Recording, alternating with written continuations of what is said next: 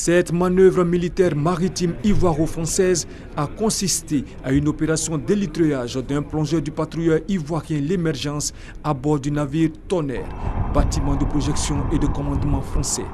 Il s'agit pour la marine ivoirienne de se donner les moyens de mettre en exécution la stratégie gouvernementale sur l'action de l'État en mer en multipliant les opérations. Une manœuvre, c'est d'abord la formation. Vous savez que les hommes, c'est dans tout métier, il faut exercer le métier.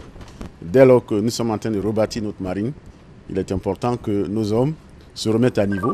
Et nos partenaires français ont le savoir-faire et c'est pour toutes ces raisons que nous estimons que ces manœuvres sont absolument nécessaires. Embarquement du plongeur marin ivoirien à bord d'un hélicoptère qui décolle sur le pont du bâtiment de projection et de commandement. Reconnaissance du pont d'appontement par l'hélicoptère et débarquement par élitreillage du plongeur sont entre autres les séquences majeures de la manœuvre conjointe. Nous complétons leur formation, notamment sur des techniques d'action de l'État en mer pour notamment parfaire les techniques qui permettent d'arraisonner des bâtiments en mer.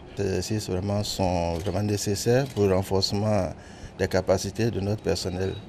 Comme vient de le dire le commandant tout à l'heure, il y a une phase que je dirais un peu théorique de formation ou bien de remise en état quand même de nos planchettes à bord quand même de nos bâtiments qui a été effectuée par les éléments français du Sénégal.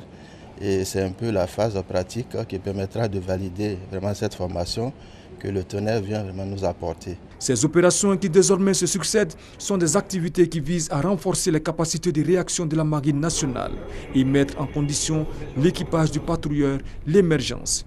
Le bataillon de projection et de commandement dispose d'un poste de commandement de niveau opératif. Depuis la mer, il est possible de conduire des opérations interarmées et interalliées sans empreinte au sol.